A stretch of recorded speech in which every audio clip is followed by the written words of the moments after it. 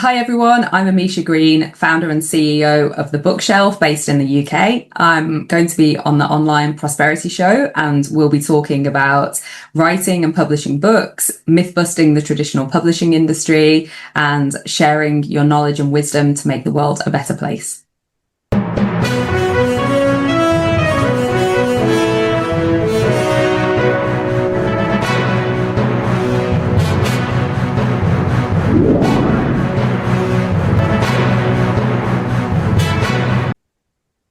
Welcome to yet another exciting episode of the Online Prosperity Show, the number one place for coaches, consultants, entrepreneurs, and knowledge workers like you to get exclusive behind the scenes conversations with people that are solving today's problems and especially the problems you're facing right now.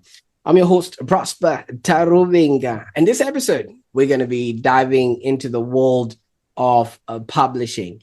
Now, Ameesha, how are you doing today? I'm good, thanks, Prosper. Excited to be here. Thank you for having me on the show. Absolutely. I like that you said excited to be here, because when people hear the words publishing, they always start thinking of the boring, gatekeeping, the rejection letter kind. That's not what we're talking about today, right? No, not at all. So I actually read that like up to 80% of people would love to write and publish a book, but only 0.6% of people actually get around to publishing it. And you're right, there's a lot of things holding people back.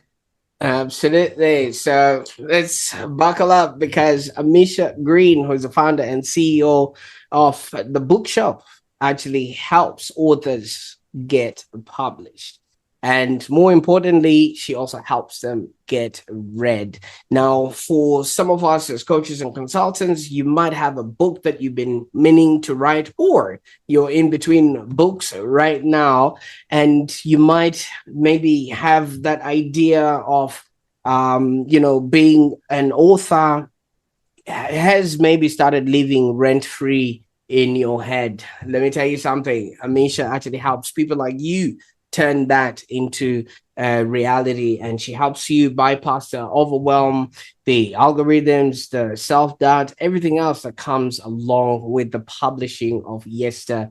And she's taken years of knowledge and lessons, and yes, let me tell you something, she's been doing that for a while. She even named her teddy bears with names of philosophers. So that's how far she's been in this game. And she turned, all this knowledge into a system that actually helps experts to share their stories to the world. Now, obviously, Ameesha, your interest in books started a long time ago. Tell us a little bit about your earliest memory with you and a book and what that was like for you.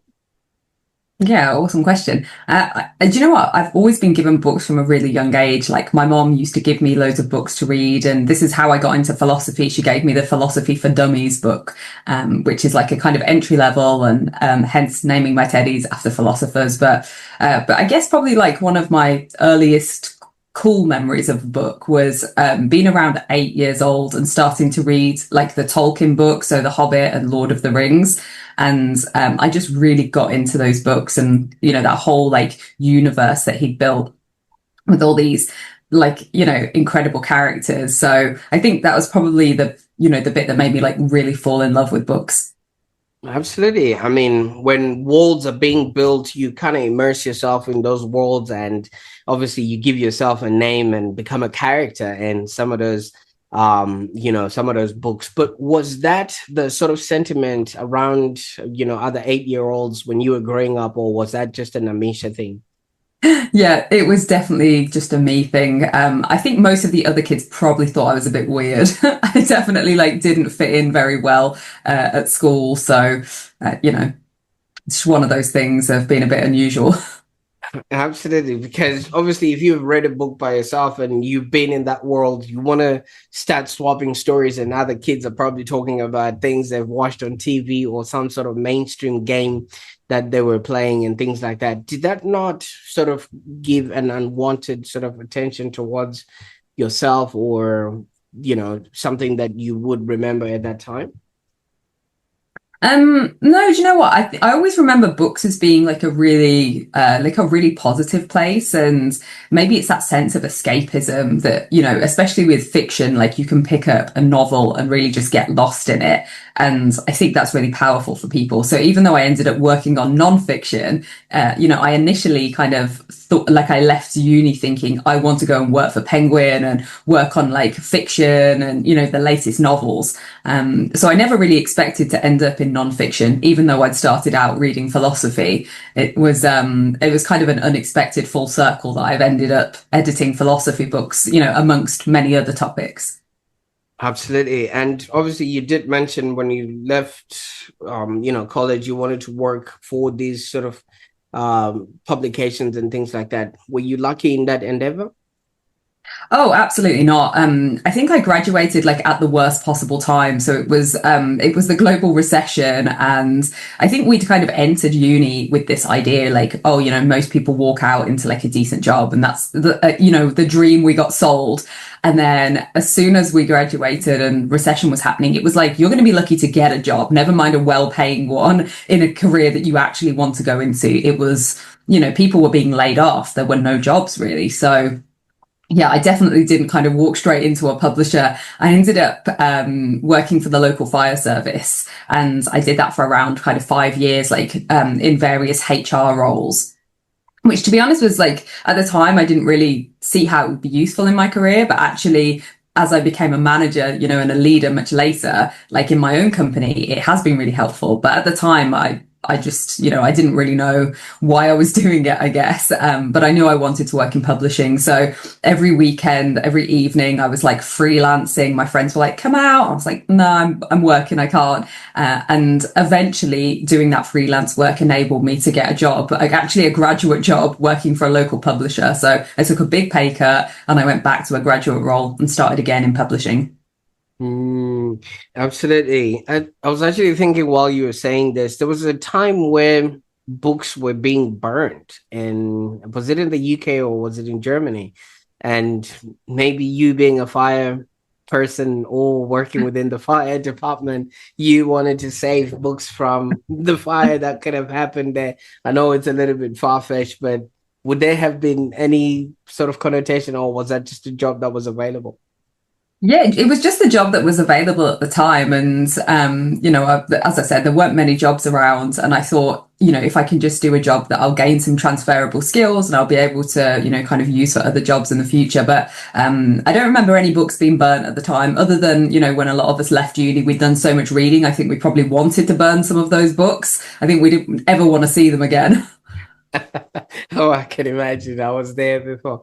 Now, obviously, before you started the bookshelf, or maybe before publishing, that was you doing your fire department stuff. What was the original spark that made you realize, you know what? I think, helping others share their story is my calling.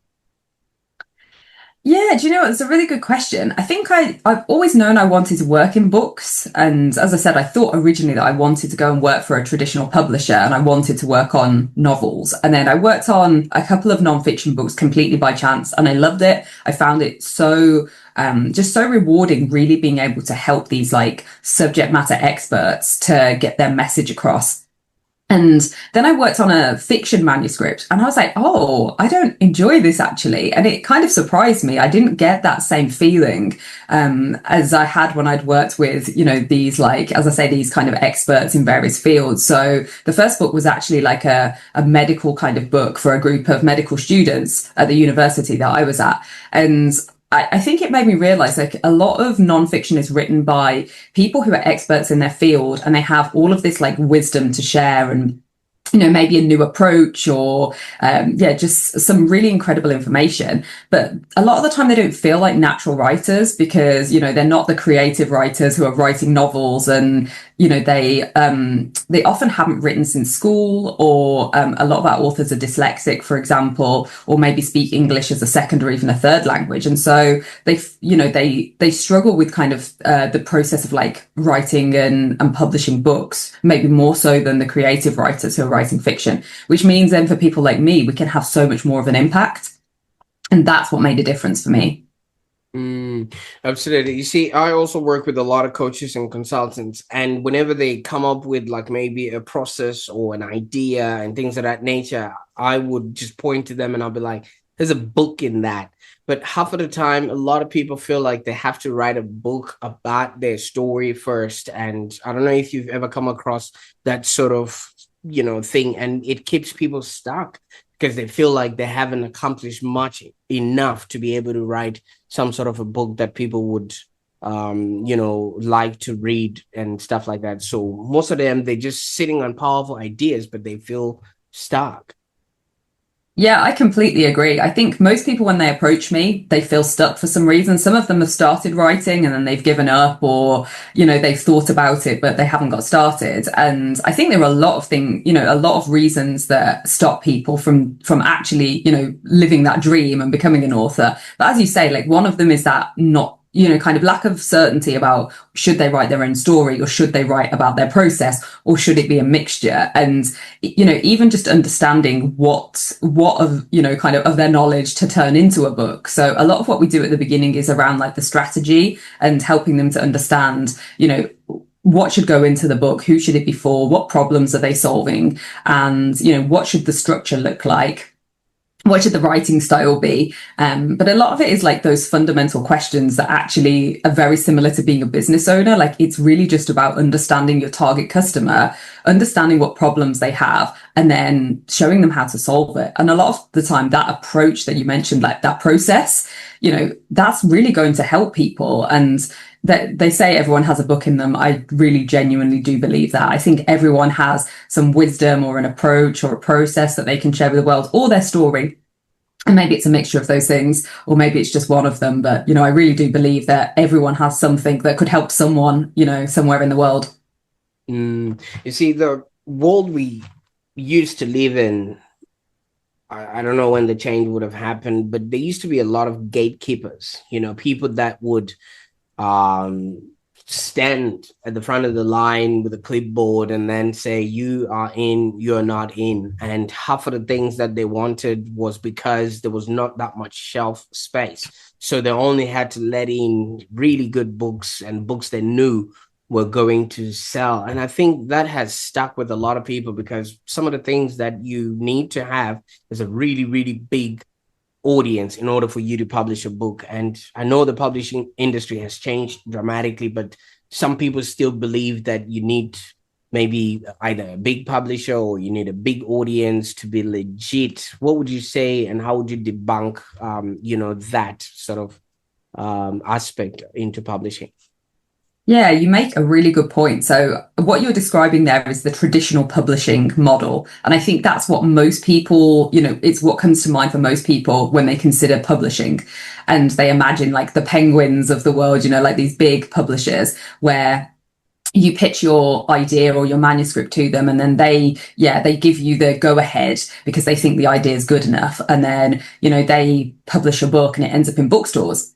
And I think that that's very appealing to most people, and there are definitely some benefits of it. But as you say, it's a very gate-kept industry, and particularly for those big publishers, if you want to even pitch to one of those, you have to have a literary agent first. So they're the first gatekeeper, even before the publisher.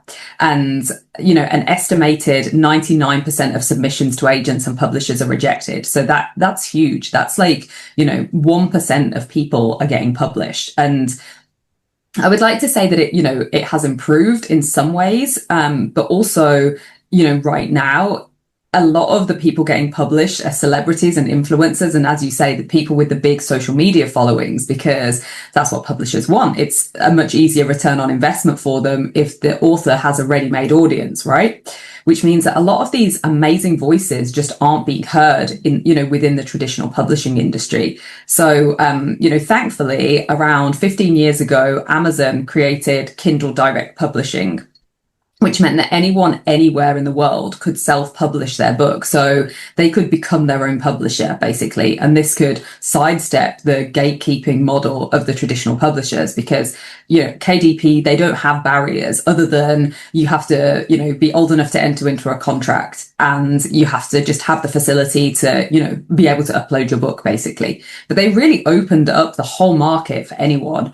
And I think this was really revolutionary in the publishing industry. But the downside was, without the publisher on board, a lot of the books being self-published were quite poor quality, and they appeared, quite amateurish. And so self-publishing gained this reputation of being like the poor man's publishing and being lower quality. And so I think, over the past like 10 or so years, companies like mine have been working really hard to try and help authors who are self-publishing to still have that professional finish, to end up with a book that looks as good, if not better, than one from a traditional publisher.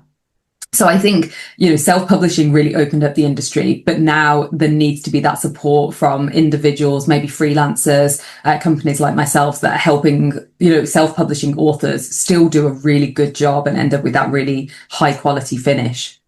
Well, it all just sounds like a lot of work, Ameesha. If you would really look at the world we live in right now, I jokingly said whatever you're going to say can be used against you on TikTok. And we now live in a world of, 60-second, 30-second, or 5-second reels. And that's the attention span that people now have. Why would somebody invest months, days, years, people, systems, brains, into putting their ideas into a book? Yeah, I think you're right that attention spans have definitely gone down, possibly because of social media, maybe also because we're super busy. Most people have really busy lives now. But there's still just an absolutely huge market for books, like especially during COVID, the numbers of readers actually went up. So, as much as people love social media, people still really love books as well. And I don't think they're ever probably going to disappear. But what I have noticed is that the kind of attention span means that books are a bit shorter on average, that like the books that people are enjoying anyway. So maybe before it would have been like 80 to 100,000 words would have been the average. What we're realizing now is the sweet spot is actually around 40,000 words, because you end up with about 200 pages. So that's like quite a nice, pocket-sized book. It's a quick and easy read. So I think it's, more understanding that people don't want really long content necessarily anymore. Obviously, it depends on the topic. If it's like a, in-depth expert guide, it's probably still going to be longer. But, most people, they want that kind of shorter, sharper information. So that's what we would look at in like how you structure the books, and maybe not having really long chapters, for example, or, giving people like snippets of information, like, actions to do throughout the book, or, exercise boxes, things like that, to keep their attention. Absolutely. And still in the spirit of gatekeepers, I don't know if you were around in the times, or is that still happening, and the times where every book had to go on some sort of ranking order and some sort of list that, you have to be a dog and pony show. And if your book wasn't on there, then that means you actually did that book even get written, and things of that nature. So maybe you could explain to our audience who might be obsessed by, if my book is not on that list, then maybe I haven't done the right thing, as if it's like the ultimate reward of putting a book out there. Yeah, it's a good question. I think a lot of people do still want to be bestsellers. And as you say, those lists do still exist, particularly within the traditional publishing industry. Within self-publishing, Amazon have their own bestseller lists. And up until a couple of years ago, it was relatively easy for people to become a bestseller on Amazon. There were lots of tricks you could do. Amazon got smart to this, and they've now made it a lot more difficult to get a bestseller. So it has a bit more status and meaning if someone gets an Amazon bestseller now compared to like 5 years ago, for example. But, people do still pay attention to that. As much as we'd like to say they don't, people will still go, oh, it's a best-selling book, it must be good, right? So, it's still worth putting the effort into the marketing to try and get a bestseller. But equally, that isn't the only thing of merit. There are so many possible outcomes of publishing a book, and it really depends on each author's individual goal. Like for some people, their goal might be to get a bestseller. For others, they're not that interested in how many sales they make. What they're interested in is giving away copies of the book to influence important people. So if they're really trying to make change in the world, and that, they don't actually really need the income from the book, then they will literally just give away like hundreds and hundreds of copies. And that is more important to them than getting a bestseller. So it does depend on the individual author. For some people, it's about just getting like speaking opportunities, because there are some like speaking agencies where you have to be an author. You don't have to be a best-selling author. You just have to have a book. So, for some people, it's just about that and not about getting a bestseller. So yeah, it's a nice added extra if you do, but it's not the be all and end all, certainly. I know when you were growing up, you were busy, naming your teddy bears after philosophers. When I was growing up, I was going to clubs and things like that. And usually when it's around 2 a.m. or 3 a.m., the bouncers will be like, I think you've had enough to drink. Do you ever turn people back and say, nah, I don't think you're a good writer? We don't ever turn people away, because we can always help people if they really want to publish a book. But we're definitely not like the bouncers. But what we do tell people is the kind of realities of publishing, because as you said, like, it is hard work. I'm not going to sugarcoat it and say it's super easy to publish a book. It's a lot easier than it used to be, but you still have to put some effort in, and, you still have to dedicate some time to it. Even if you have a ghostwriter writing your book for you, right? You still have to actually talk to the ghostwriter, and you can't just kind of transfer the knowledge from your brain direct to them without actually having a conversation or sharing that knowledge somehow. So, you do have to put effort in. And if people aren't willing to put that time and effort in, like, I will be honest and say, maybe this isn't the right time for you, maybe in the future when you have more time. And equally, if people approach me and they want a traditional publishing deal, I can help them do that. And at the moment, I have around a 50% success rate of helping people get traditional publishing deals, which, as I said, is quite, compared to the 1% outside of, the rest of the industry, that's quite a good rate. But if I think that person really won't get a publishing deal, I'll be honest with them and tell them. Or if I think it's not right for them because it will take too long, or maybe they're not happy with the royalty rate. So a lot of what I do is just try and be honest with people from the beginning about, like, this is what it's actually like to have a traditional publisher on board. This is what it's actually like to self-publish. So they know what they're getting themselves into. If I think it's not right for them, I will tell them. I will be honest about that. Absolutely. And I think it's quite crucial to obviously be upfront with people so that they know, because it's quite a long journey to bring a book to publication. Now, if somebody's maybe listening to this and they're probably sitting on a book idea, they've bought the pen, they've got the notebook, but they're afraid to start, what would you say could be the first step? Yeah, really good question. I think for a lot of people, the first step is maybe practicing by writing some blogs and just getting into the, kind of consistent writing. And the more you write, the better you get. It's literally like writing is like a muscle. Like, the more you do it, the bigger it gets, basically. So, I would definitely say just practice on like some smaller pieces first, whether it's blogs or social media posts, like LinkedIn posts. And then when you feel comfortable enough, start planning the book. So, for me, like with nonfiction, planning is really important. The people who tend to struggle are the people who will like just sit down and just write whatever's in their brain, like stream of consciousness style, because then they get to the end and they're like, oh, I didn't even cover what I said I'd cover at the beginning, and I've gone off on tangents and there's no structure. And I know some people do really prefer that writing style, but then the likelihood is they'll need to work with an editor to help them add that structure, kind of retrospectively, which is often more work. Whereas if you plan it from the beginning and I know exactly what I'm writing about, who I'm talking to, I know exactly, what every chapter will cover, then you can just sit down, open your Microsoft Word document, pick a chapter and go, I'm going to write about this today, because you mapped everything out. So it's so much easier to like stay on track. But yeah, obviously, like, everyone has different ways of writing, but I've found that those are the most helpful. And if people are really struggling, the easiest thing to do is work with a book coach, because you can literally like plan your whole book with them. And then every week or 2 weeks, or, however long you like, you send a chapter to them, and then you have a call where you talk through the feedback from the chapter. And so you get better as you go, and you have that support. You have like an accountability buddy basically for your writing. So, a lot of people don't even know that, like, you know, book coaches exist and that there are people to help them actually on that writing journey. So if they find that they're like, you know, they get to chapter 3 and then they get stuck and then they just put the book away and they never finish it, like a book coach is perfect for that, because they will, like, you know, book in those sessions every 2 weeks or however often it is. And if you turn up to that session and you haven't got your chapters ready, they're going to be like, where is it? Why haven't you sent it to me? So, you know, it adds that like accountability that keeps people writing. Now, Ameesha, how do you write a book that everyone is going to want to read? Like, even if you put it at an airport, people would just pick it in their bag, no questions asked. And Oprah will be talking about it for a whole season. And, you know, when she says, you get a book, they're just giving people my book and things like that. Is there a possibility that you could write a book that just fits everyone, and people are just jumping out of their seats just to grab a copy? Do you know what?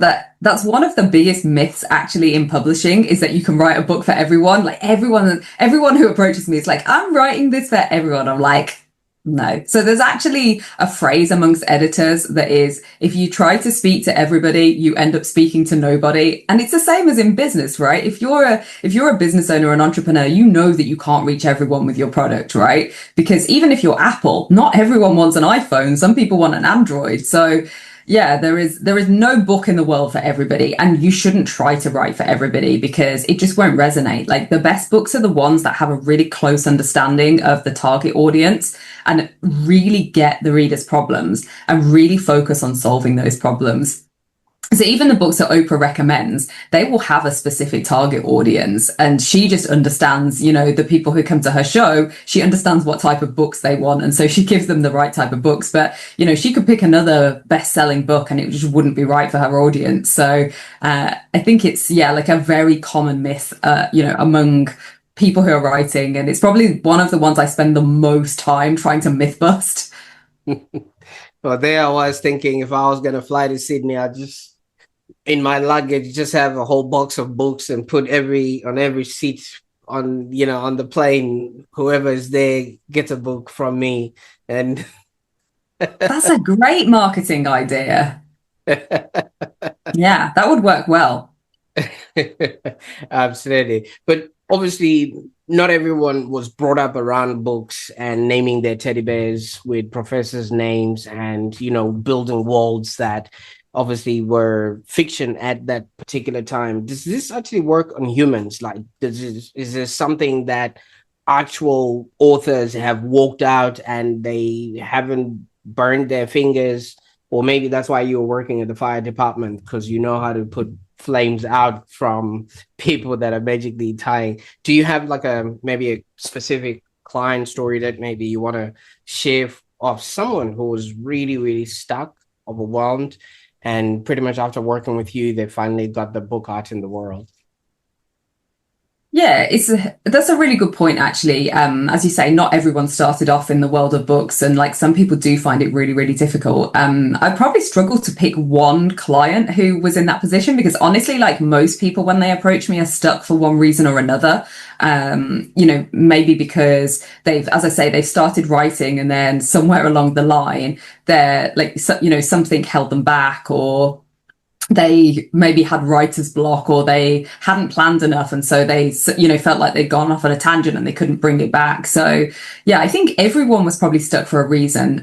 But probably my favorite story of someone who I've helped was a lady called Vanessa, and she went into a bookshop, in like a local bookshop to me, a small independent, and she happened to get talking to one of my previous interns.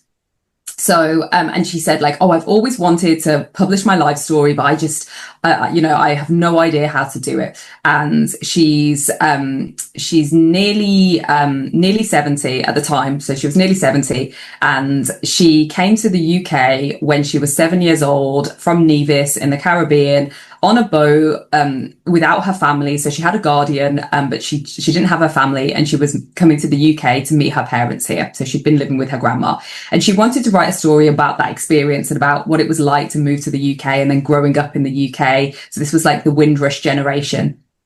And yeah, basically, she just had no idea how to actually, get the book out there into the world. So thankfully, the intern directed her to me and was like, Ameesha can help you. And we've been working with Vanessa, for months. And because she's 70, she doesn't love the internet. And so whenever we would meet her, we would go and meet in like a local kind of lounge bar. We'd like have a cup of coffee. We'd take her manuscript along, on paper so she could see it, or take her laptop so she could see anything she needed to.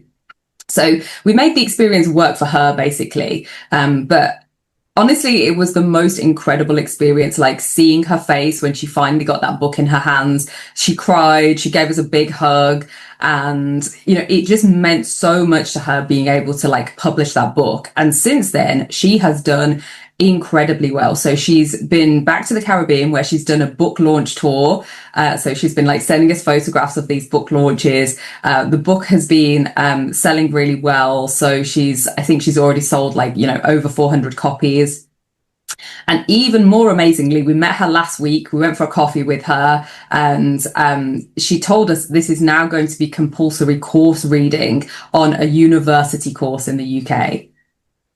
Oh, wow. Congratulations. That is shaping a whole generation right there. Just the work of your hands. So, and pretty much what you are alluding to there is writing a book is really about legacy then. You know what I mean? Her life story that you packaged together now is, giving a pathway to generations to come.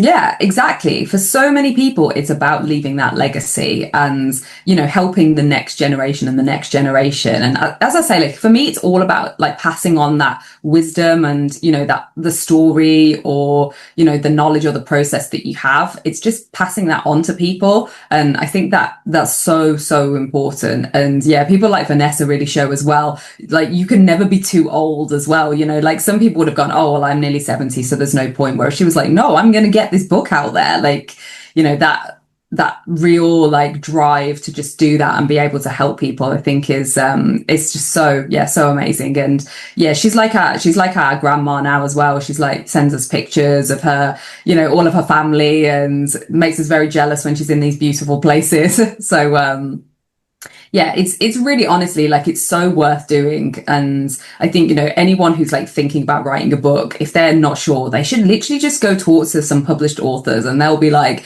it was amazing. Maybe it was hard work during the process, but the outcome is like, it's just so special. Absolutely. Now, for those that are maybe umming and ahhing, thinking, should I not? Maybe the first thing they could do is write you an email. Where would they send it to, or how can they get a hold of you? Yeah, so thankfully I'm quite easy to find because of my name. So if they look for me on LinkedIn as AmeeshaGreen, they should be able to find me. As you mentioned, I'm the founder of The Bookshelf. So we're based in the UK, but we work with authors everywhere in the world. So we've worked with authors from 23 different countries at the moment. And they can also find us at thebookshelf.ltd, as in limited, if they want to like just go onto Google, they should be able to find us there as well. And they can just send an email through our web form or message me on LinkedIn. Absolutely. I'll definitely make sure that all those links are in the show notes so that people can get started with you. Now, obviously, you introduced us to 8-year-old Ameesha, who was reading philosophy for dummies. And I kind of feel like that's your secret weapon there, because if you would look back, do you see how your maybe childhood passion for philosophy now shapes your ability to guide the authors of today? Yeah, I think you tapped into something, like really, really insightful there, because philosophy has been the kind of underpinning throughout my whole life. So it's what drives me to want to make the world a better place. And, even maybe to become a business owner, because when I was working for other people, it felt like I wasn't having enough impact. And yet working for myself, I can really, really help people and I can make a difference in the world. And, that's kind of one of the big lessons I took from philosophy as a kid is just about that, making a difference. And, I genuinely believe we're all here to make the world a better place for other people and to left the world better than we found it.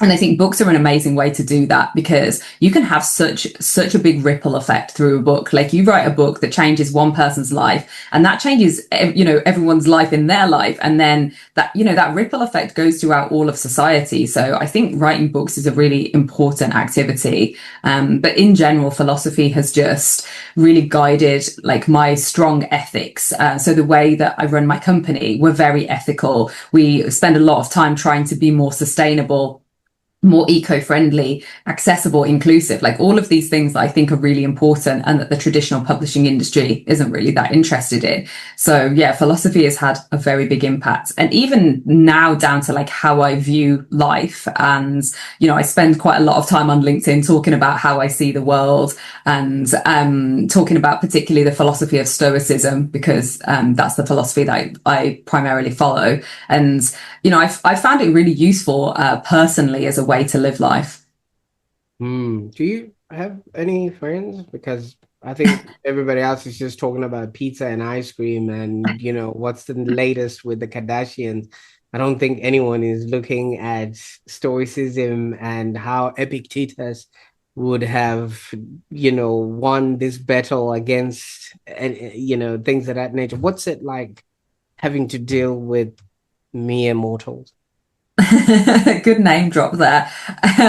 Honestly, yeah, we sit and talk philosophy over the pizza and ice cream, so we have the balance right. But yeah, philosophy is definitely not mainstream, right? Like, even kind of, though it's gained in popularity, like Stoicism, for example, over the past few years, like, it's definitely become more popular, but it's not most people who are into philosophy. But partly I got people into philosophy by talking about it. But also, like, I guess when you're interested in a subject, you do kind of gravitate to people who are also interested in it. And one of the like beautiful things about me working on books is that a lot of like-minded people are kind of like attracted to working with me or working with the bookshelf, because they see our ethics and our ethos. And, a lot of them are writing at the kind of intersection of like business, kind of personal development, or self-help, but also philosophy. And a lot of the time they maybe don't even realize it's, kind of philosophical in nature. Maybe they haven't studied philosophy, but yet they're still, conveying these ideas that are things philosophers have been talking about for centuries. So, I think even if people haven't sat down and read about Epictetus, they're still maybe actually sharing his ideas that they've just happened to, realize as well. So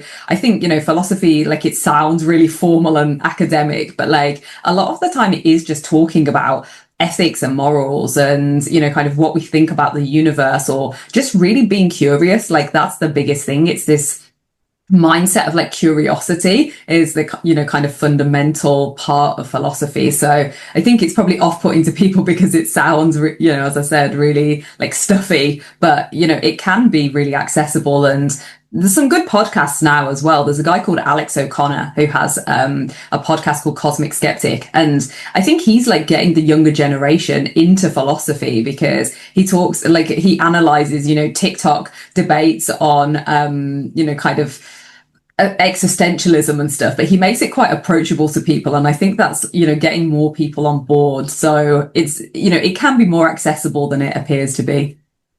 Absolutely. I mean, obviously there's invisible lessons with that resilience. If you look at Marcus Aurelius, I can't even say his name, but those meditations that he wrote, that was him going through life, talking about patience, self-expression.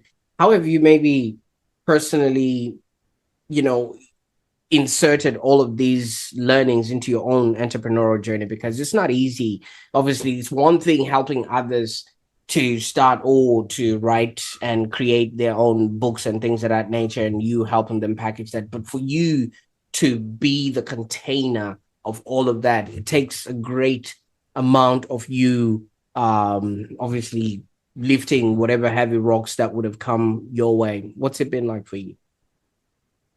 Yeah, interesting question. I wouldn't say that it's been easy necessarily. Like, I think sometimes taking shortcuts and stuff, it can be easier. But One of the principles of Stoicism is essentially that the only thing we can know for sure that is good is to be a virtuous person and to live a virtuous life. And that doesn't mean you'll always get it right. You know, sometimes you'll make mistakes, but the point is that you're trying to live in a virtuous way the whole time. And for me, that's about having some like kind of core values, I guess, that I live by. So like honesty, compassion, sharing knowledge, you know, being thoughtful of other people, you know, just having those things in mind. It makes it easier, I guess, when you're faced with the decision of, okay, we have to source some merchandise for our business. So shall we go and buy the cheapest and not know that supply chain? Or do we go to a small local business where we can literally see, you know, the quality of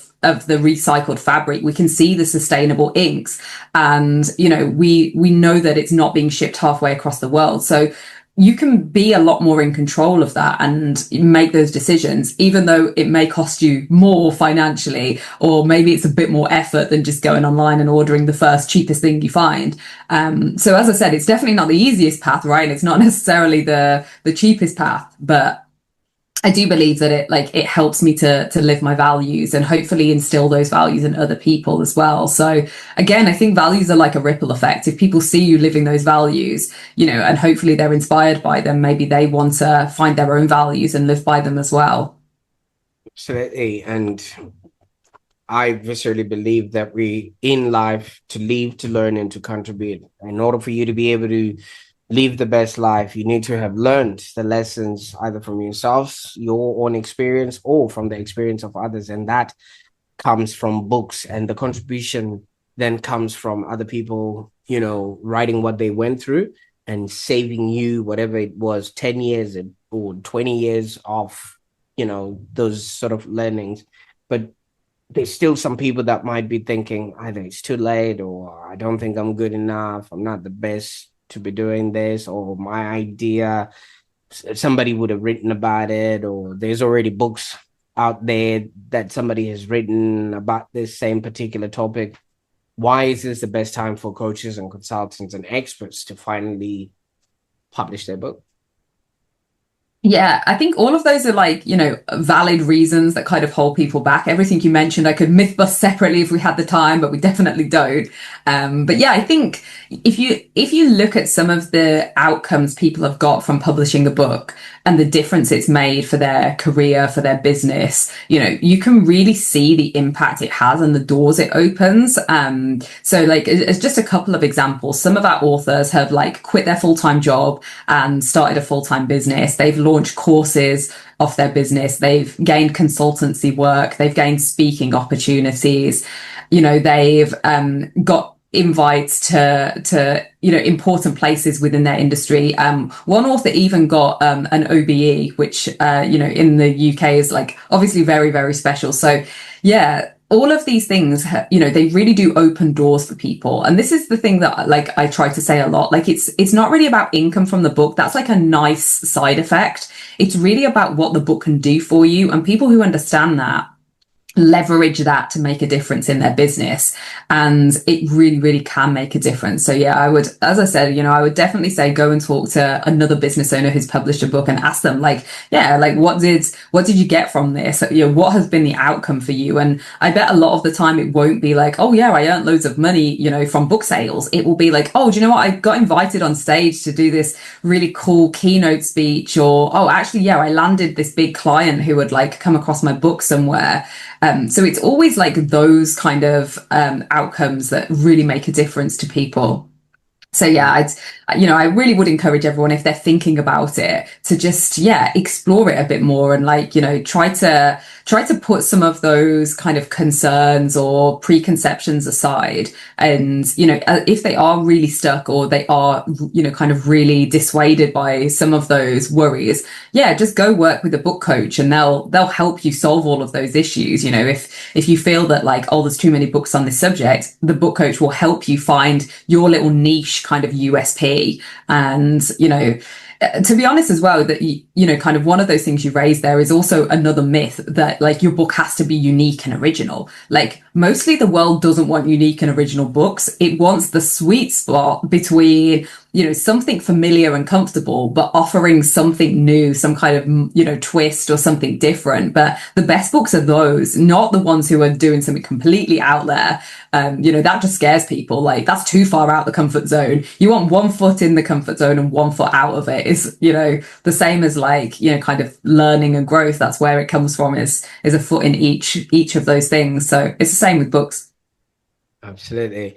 Now, I think Gutenberg press was one of the first, technologies that invented books and things like that. But now we've also come across some technology that is scaring a lot of people, which is artificial intelligence. First of all, my question to you is, what's your take on this technology as, something that has come maybe in with the kind of work that you do? Spicy question.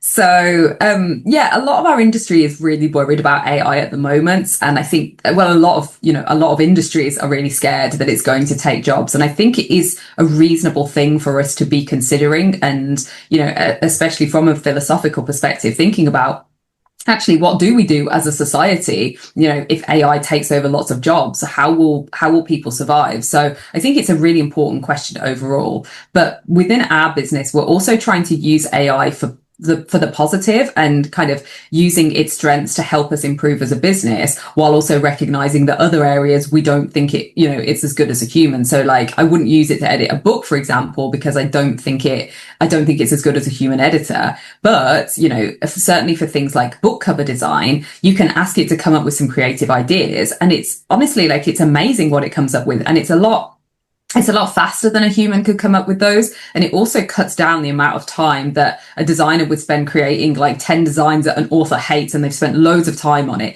You could literally do 10 designs really quickly, show the author, and they're like, oh yeah, I like that. Can we explore that more? And then the designer can make it professional and like alter it exactly for the author's needs. So I think it's using it to like improve business, and, to help you with your customers and to help your team and support them, while not replacing human jobs, entirely, like freeing up humans to do the things we're best at.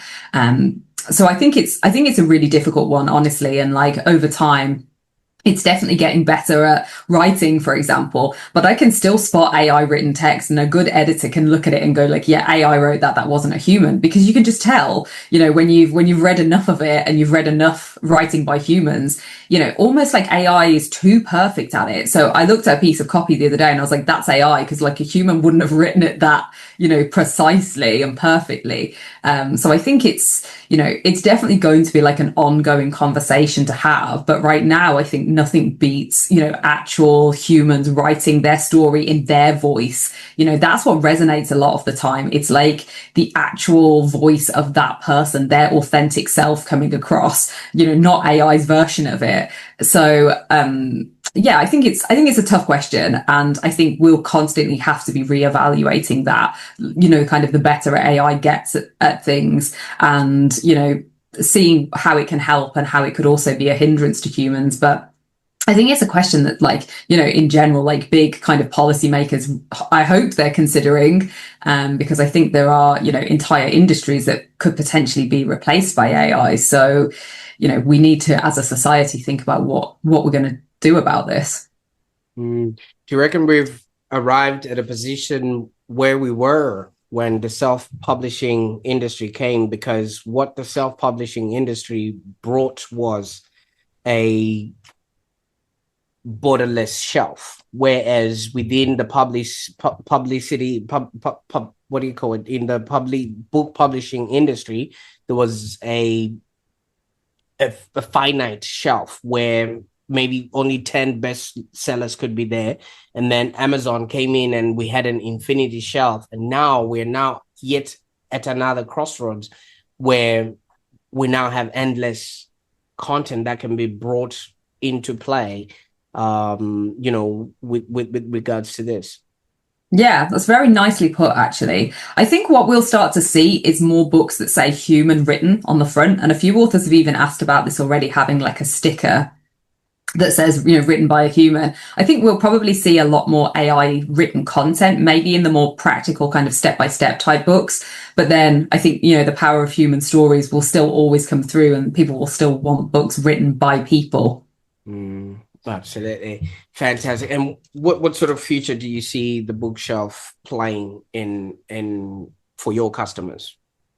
So we have big, big plans. We want to democratize the publishing industry so that literally anyone, anywhere can write and publish a book affordably, accessibly, and sustainably. So we're working on a big solution that will hopefully really change, you know, a lot of the industry for people. I can't talk too much about it because we're still in the process of building it, but we've already built stage one, and we're basically kind of creating some software, shall we say. So yeah, we've built stage one. We're in the process of building the MVP for stage two. And yeah, hopefully one day, you know, everyone will be able to access this, and it will make their job of writing and publishing books like so much easier. But yeah, we really do want to make a difference, and like a big, big difference in the world. So, you know, hopefully one day, you know, you might be writing your book with our software as well. Absolutely. Now, Ameesha, I can't thank you enough for the time that we spent on this call today. I mean, from the time you were naming your teddies with philosophers' names to now spitting and waxing lyrical and philosophical terms, it's been a great journey. And thank you so much for sharing that with us today. Oh, well, thank you so much for having me. It's been really, really nice to talk to you. And yeah, I love talking about books and philosophy. I could talk about them all day. But yeah, you know, if anyone does want to have a chat, you know, if they're thinking of writing a book and something's holding them back, I offer like a free call, you know, just to talk to people about their book idea and, you know, get them on the right path. I'm known as a book shepherd, and I think that, you know, describes very well what I do. I basically guide people on the path to publishing and light the way for them. So, you know, if they're feeling stuck, or they, you know, they want to start but they just don't know where, like, just, yeah, give me a shout and we'll have a chat, and hopefully, you know, by the end of it they'll feel confident to start writing.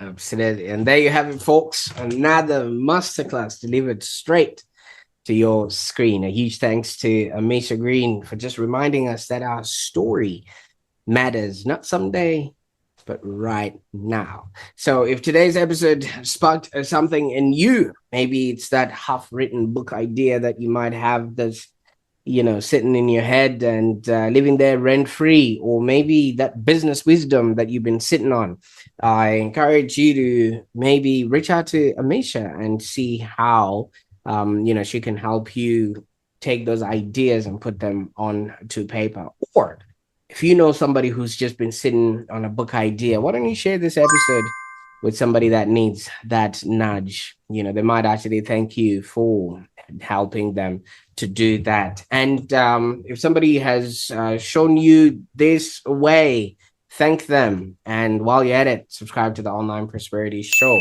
because I think in our next episode, we're going to be talking about ideas that will allow you to have a happier existence. Yes, we're going to be going deep in that. So make sure you subscribe, follow, and turn on those notifications. I can't thank you, Ameesha, for the time that we spent on the call today. Until next time, bye for now.